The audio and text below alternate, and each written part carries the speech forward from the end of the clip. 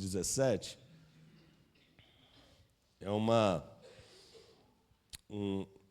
oportunidade especial nessa manhã compartilharmos da palavra. Enquanto os irmãos estavam aqui na escola bíblica, fui tremendamente alimentado aí sobre o culto doméstico e pudemos aí ouvir algumas coisas muito importantes. E uma das verdades que nós ouvimos aqui ao longo dessa manhã é sobre aquilo que Deus deseja fazer em nós, em nossas casas, em nossas famílias. E eu quero compartilhar um texto que eu acredito que chama muito a minha atenção e acredito que chamará também a sua, a importância de termos um coração cada vez mais direcionado pelo Senhor e avivado pela manifestação da presença do seu Espírito Santo em nós. Atos 17, versículo 6 apenas, diz assim.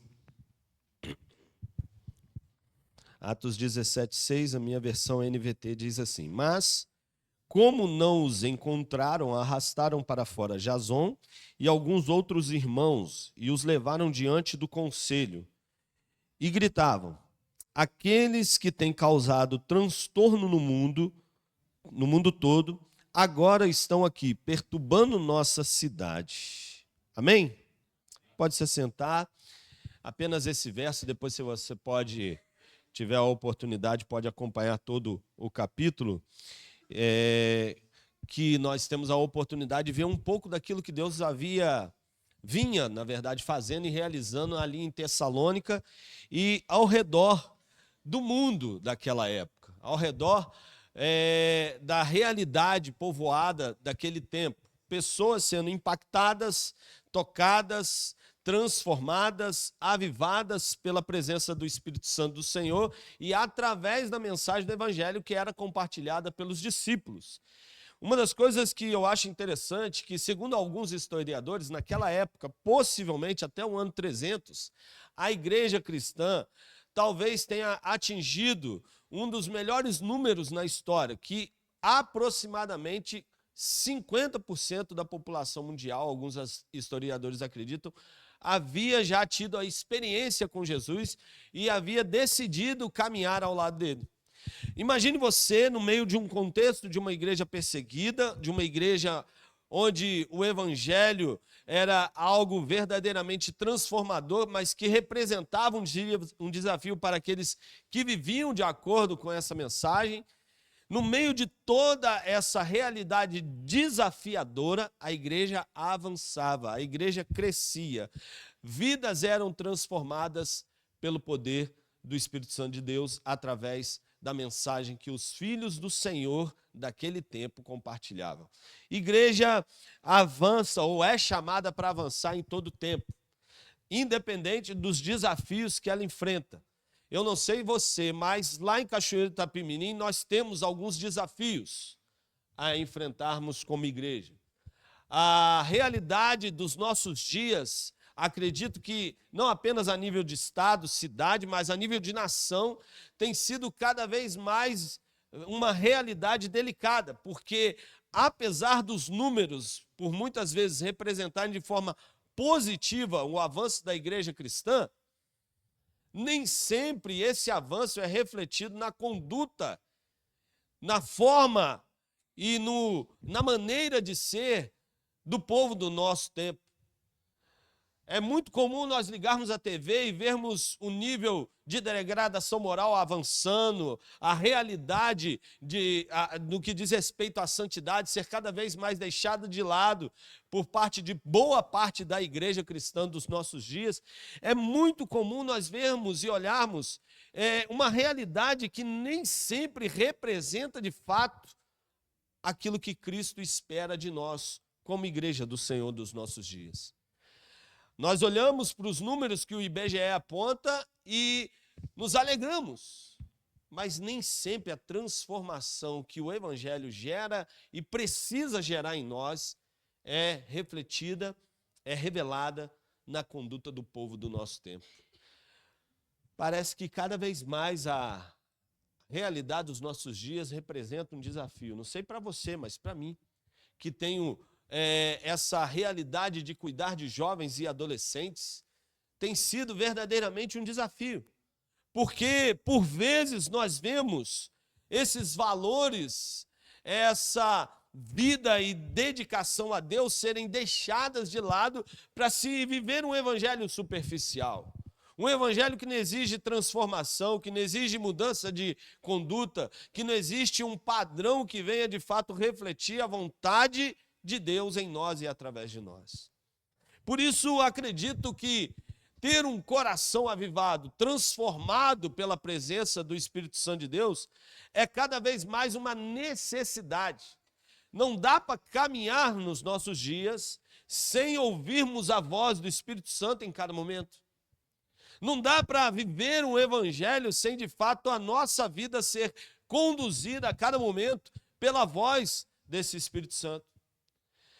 O problema é que muitas vezes confundimos o que é um coração avivado, o que é ter uma vida avivada, o que é ter um coração aquecido pelo Espírito Santo de Deus.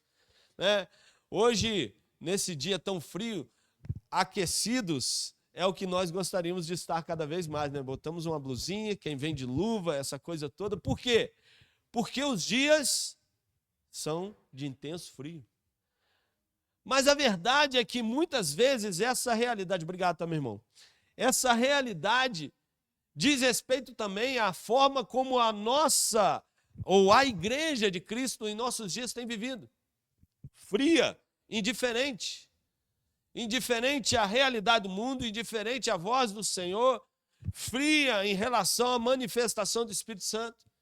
E um coração avivado é um coração que é de fato aquecido. E aquecido aquece aqueles que estão ao seu redor.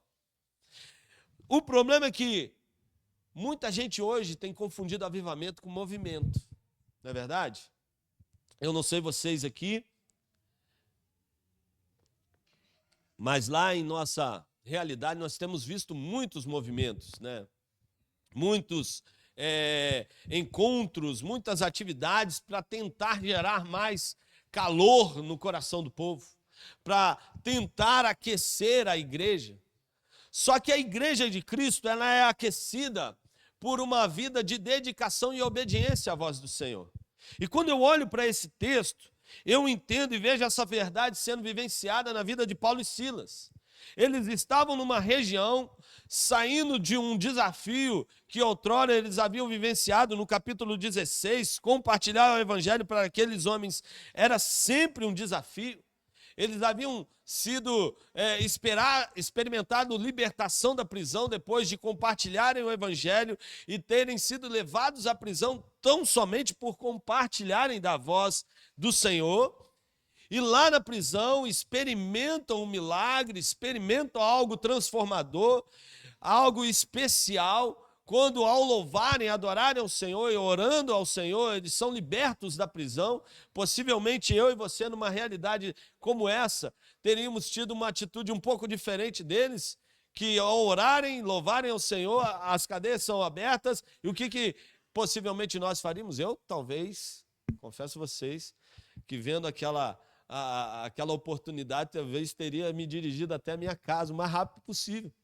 Mas o texto diz que é interessante nós pararmos para avaliar que eles enxergaram através daquela realidade uma oportunidade para compartilhar o evangelho, compartilham, experiência transformadora, o carcereiro vive, algo especial, e eles continuam nesse desafio. Era muito natural para eles, depois de uma experiência tão intensa, desejarem um tempo para descanso. Mas o que eu acho mais especial é que aqueles homens não procuram oportunidades de descanso, eles não procuram oportunidades para aquietar os seus corações, não procuram oportunidades para estarem, vamos dizer assim, no conforto de suas casas, mas eles procuram oportunidades para compartilharem do Evangelho de Jesus. Sabe, queridos, uma das coisas que eu tenho visto e a palavra de Deus tem me confrontado é que um coração aquecido pelo Senhor é um coração que se volta para aqueles que estão ao seu redor. Não há avivamento sem transformação de vida em nós e através de nós. Não há um mover do Espírito sem que vidas sejam tocadas através da mensagem de vida que compartilhamos. O grande problema é que muita gente, como eu já disse, tem confundido o avivamento com movimento, com mãos erguidas, com adoração intensa, com algo que possa ser, de fato, visto e experimentado emocionalmente por aqueles que os cercam. Mas um grande avivalista do nosso tempo disse que não há avivamento sem mudança de IDH. Eu procurei, pesquisei sobre isso, o que ele estava querendo dizer, e aí eu pude perceber que o que ele queria dizer é que, na verdade, não acontece um avivamento vindo do Senhor sem que o índice de desenvolvimento humano ou que a realidade social ao nosso redor seja transformada. É interessante porque o texto diz que Paulo e Silas começam a ser perseguidos, mais uma vez, por conta do Evangelho. Eles estavam na casa de Jason e ouvindo acerca daquilo que eles estavam anunciando, pregando e ensinando, muita gente tem a oportunidade de render o seu coração e ter a sua experiência de vida transformada pelo Evangelho. Mas isso causa desconforto naquela realidade religiosa. Por quê? Porque os judeus, os fariseus e aqueles homens religiosos da época, assim como ficaram incomodados com Jesus, se incomodam com Paulo e Silas. Então, buscam persegui-los. Mas como não os encontram, vão até Jason, prendem ele, levam ele para ser interrogado. E uma das frases mais especiais que eu acho no texto de Paulo é declarada aqui, no versículo 6 que nós lemos. Aqueles que têm causado transtorno no mundo chegaram até nós. Queridos, como a nossa, ou a igreja do Senhor dos nossos dias precisa ser vista dessa forma. Uma igreja que causa alvoroço, não aquele incômodo e desconforto que, vamos dizer assim, faz as pessoas, por vezes, terem, de certa forma, rejeição ao Evangelho. Mas uma igreja que incomoda de forma tão sadia, vamos dizer dessa maneira, que gera aquele desconforto por ter, de fato, aquilo que eles enxergam em nós e experimentam através de nós, que leva pessoas a cada vez mais tomarem a decisão ao lado de Jesus. Era isso que o povo daquela época estava experimentando através da presença dessa igreja. Da igreja de Cristo Jesus, desse povo que estava, como algumas versões dizem, alvoroçando o mundo, gerando um burburinho, gerando, vamos dizer assim, algo tão intenso acerca do mover de Deus, que muita gente estava procurando esse Cristo Jesus. Sabe, queridos, o avivamento que Deus tem a realizar em nossos dias, manifestar na igreja do nosso tempo, ele está disponível a nós e através de nós é o que o Senhor espera fazer na realidade do nosso tempo. Conta-se a história de um camponês que passava dificuldades financeiras com a sua família. E morava numa região que tinha, vamos dizer assim, uma seca muito intensa, que vinha passando por uma seca muito intensa naqueles dias. E ele, procurando água, vivenciando uma realidade muito difícil financeiramente, procurando água para tentar irrigar as lavouras, para tentar obter sustento para sua família, e começa a cavar, né? E de repente ele encontra um líquido preto e chama alguns vizinhos para tentar avaliar sobre aquele líquido. Não era fossa, era uma região onde havia petróleo. E aquele homem estava passando dificuldades, no entanto, com uma grande fonte de riqueza debaixo dele. Sabe, queridos, em nossos dias, nós podemos constatar que, por vezes, a igreja de Jesus tem vivido uma realidade como essa.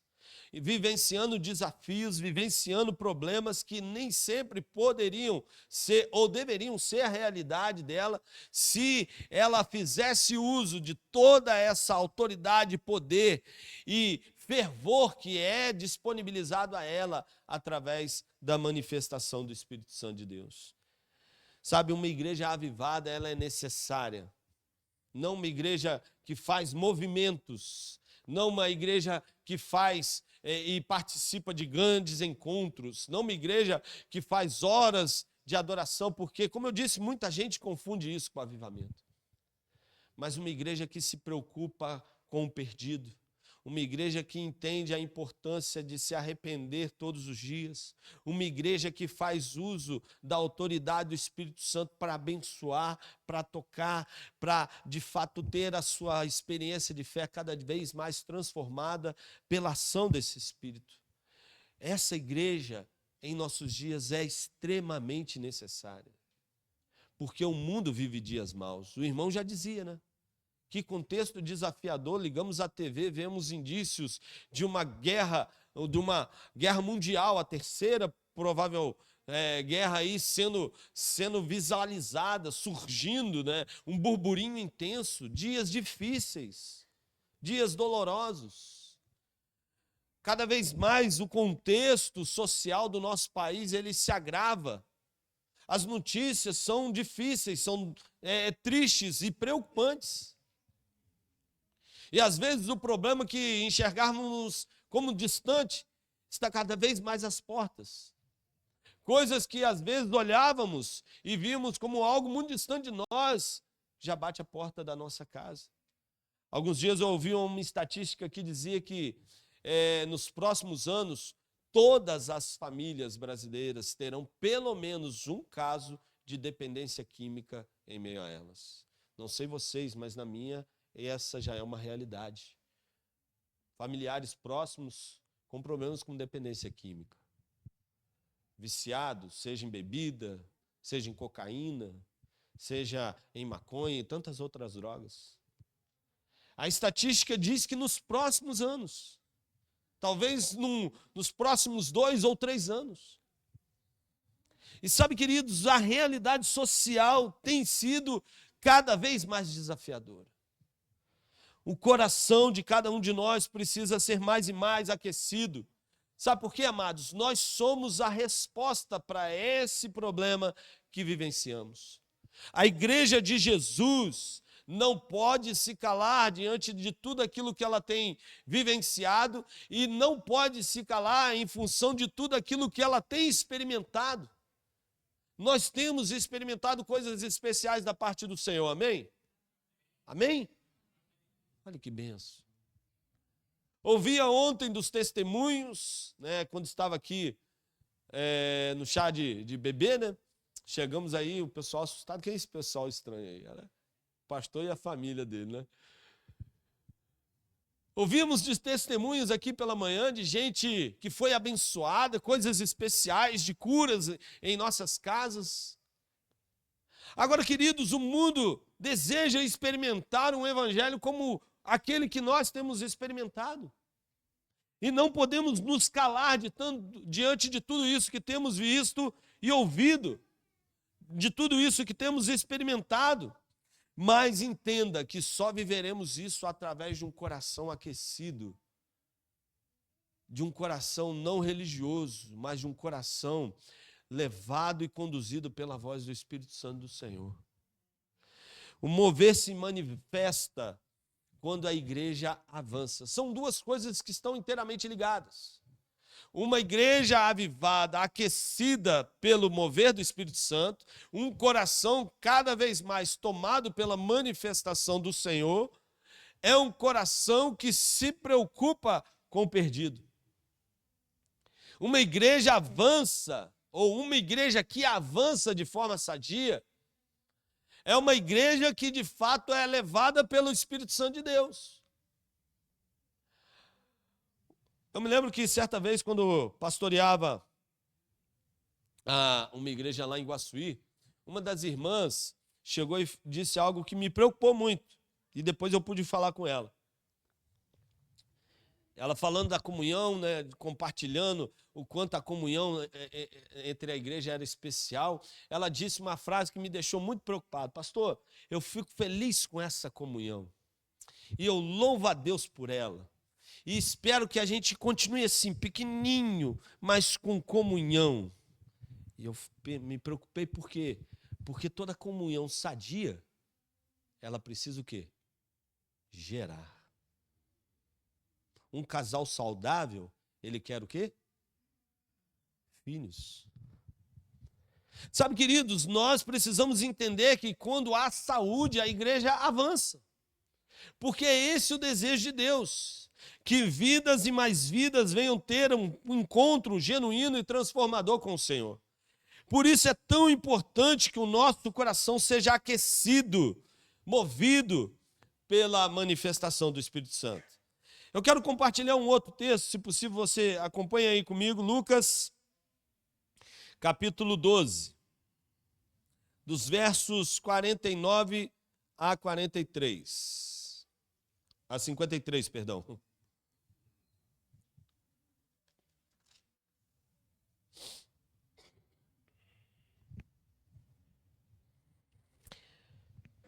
Diz assim, olha o que Jesus está falando logo depois da sua mensagem acerca da vinda do Senhor, para alertar os seus discípulos acerca de estarem preparados.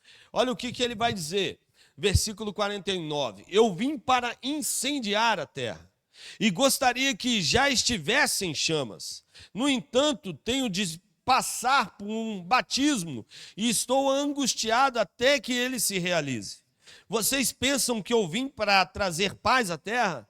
Não, eu vim para causar divisão. De agora em diante, numa mesma casa, 5 pessoas estarão divididas, 3 contra 2 e 2 contra 3. O pai ficará contra o filho contra o pai, a mãe contra a filha e a filha contra a mãe, a sogra contra a nora e a nora contra a sogra.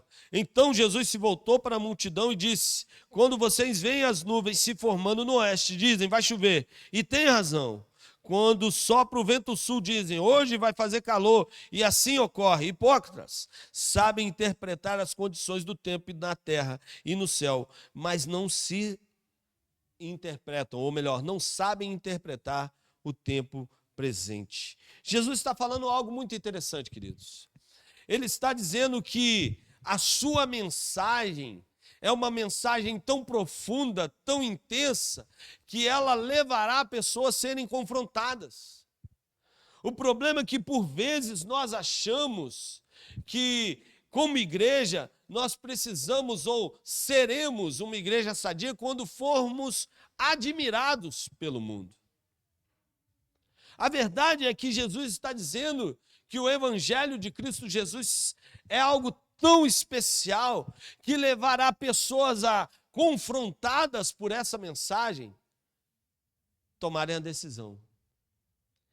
No entanto, muitas outras a abandonarão os seus, porque a mensagem é intensa, é desafiadora. Não é à toa que Jesus disse que ninguém que quiser seguir a Ele poderá servir a 2 senhores.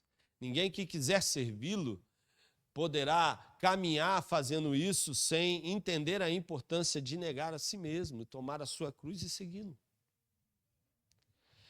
Somos a resposta, queridos, porque levaremos as pessoas a entenderem a necessidade de abandonarem práticas, de abandonarem realidades, de abandonarem situações que as distanciam do Senhor. E muitas vezes a mensagem de Jesus levará a muita gente a olharem de forma um pouco ruim para nós. Se vocês ouvirem acerca dos fundadores, dos primeiros homens e mulheres que compartilharam, quem sabe, a mensagem aqui ou em regiões próximas, vocês vão poder ouvir que nem sempre foi tão fácil, tão tranquilo pregar o Evangelho na região. Ou aqui a coisa foi bem tranquila. De onde eu vim, a igreja em Mimoso do Sul, Tem relatos de congregações que foram apedrejadas, de gente que foi perseguida, de gente que foi convidada a se mudar, porque a mensagem do Evangelho gerou isso, gerou esse transtorno para Paulo e Silas e Jason, um homem que estava recebendo os homens de Deus em sua casa. E a mensagem do Evangelho continua fazendo isso, levando pessoas a serem confrontadas, incomodadas. Esse é o avivamento que Deus deseja gerar no coração da igreja. Não um avivamento que nos leva a confrontar as pessoas, mas um avivamento que nos leva a, em amor, compartilhar uma mensagem que, embora dura, pode transformar a vida daquele que nele crê. Esse é o Jesus que nós vivemos. Essa é a mensagem que nós somos convidados a pregar, a compartilhar. Mas existem alguns passos para esse avivamento. E eu separei alguns aqui, prometo ser bem breve, não compartilhar desses passos. Eles estão em alguns textos que eu quero compartilhar com os amados. O primeiro deles é o texto que se encontra em Apocalipse 3:20. Acredito que a maioria já conhece esse texto. O que diz lá? Alguém sabe? Eis que estou à porta e bato. Se alguém ouvir a voz e abrir a porta, entrarei em sua casa e ele comigo. Palavras de Jesus a uma igreja que estava vivendo um evangelho indiferente, vamos dizer assim.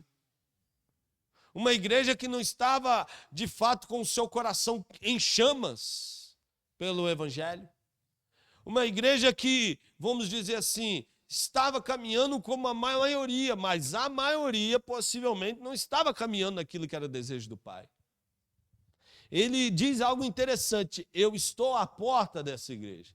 Se alguém ouvir a voz e abrir a porta, entrarei em sua casa e cearei com ele ou com ela e ela comigo.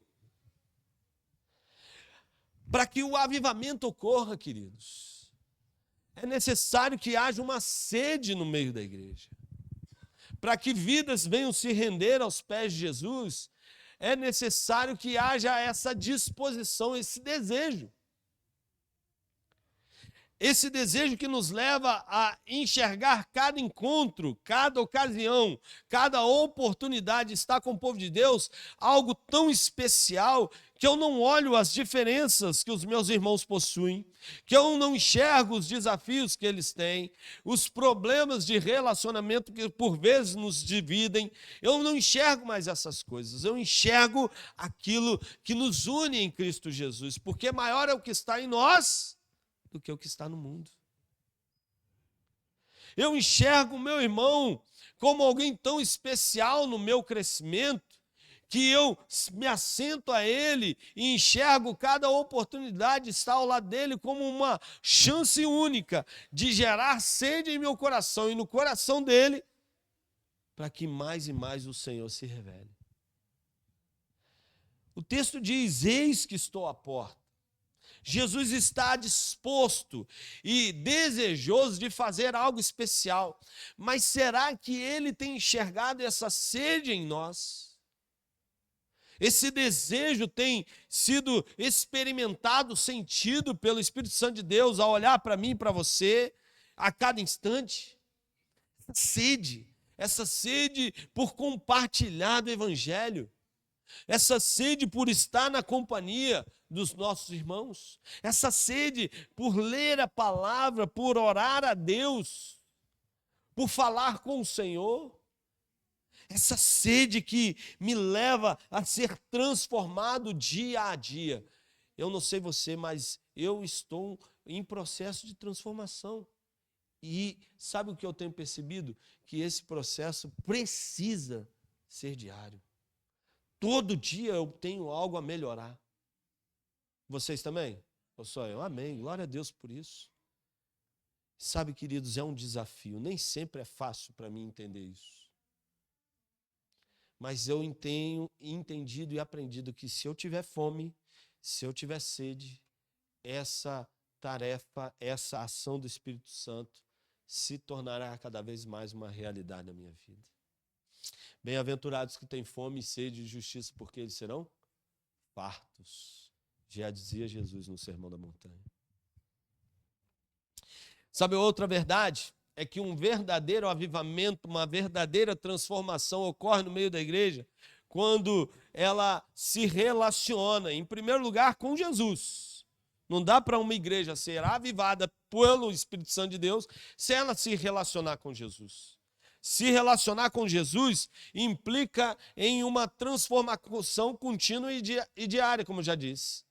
Em uma fome e sede pela palavra de Deus, mas uma transformação que não é experimentada, vamos dizer assim, apenas por mim, mas pela vida do outro. O relacionamento que, ora, é vertical, ele é refletido na horizontal e algo especial, quem está ao meu redor, começa a experimentar desse relacionamento que eu tenho desenvolvido com Deus. A minha casa melhora, a minha família passa a olhar para mim de forma diferente. Eu, que era nervoso, começo a ficar mais calmo. Desafio, não é verdade? Ou não? Eu que era ansioso, começo a ficar mais tranquilo, né? Esse relacionamento, queridos, esse relacionamento precisa ser transformador e transformar aqueles que estão ao nosso redor. 2 Crônicas 7,14, o que diz? Se o meu povo, que se chama pelo meu nome, se humilhar e orar e buscar a minha face e se converter dos seus maus caminhos, então eu ouvirei dos céus, perdoarei os seus pecados e sararei a sua terra. Olha o que é interessante, é que esse texto fala de um relacionamento que o povo desenvolve com Deus e que clama pelo Senhor, que é algo tão especial que gera uma transformação no todo. Então eu virei dos céus, perdoarei os seus pecados e sararei o quê? A sua terra. Uma igreja que se relaciona com o Senhor a cada dia, que tem o seu coração aquecido e transformado cada vez mais pelo mover do Senhor, é uma igreja que leva as pessoas a experimentarem isso. E sabe uma das coisas que esse mover, eu tenho aprendido, que ele precisa ser algo que é gerado através dessa relação que eu tenho com Deus e que eu tenho com aqueles que estão ao meu redor, que é algo tão especial que começa a transformar as gerações que se seguem. A maioria de nós aqui viemos ou vivenciamos um tempo de cruzadas evangelísticas. Aqui, quem já era crente quando as grandes cruzadas evangelísticas chegaram no Brasil? Ela tem um irmão. Alguns anos atrás teve o Minha Pátria Brasil, né? Uma que foi promovida pelo Billy Graham, pela entidade do Billy Graham, que passou na TV, lembram? Alguém aqui chegou a acompanhar ou só eu? A irmã lembra, eu já estava ficando preocupado que só eu lembrava disso.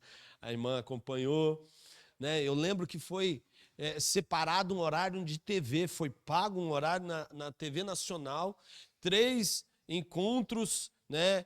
3 dias seguidos, um programa evangelístico e testemunhos foram compartilhados. Eu me lembro que um dos testemunhos na época foi do jogador Kaká, né?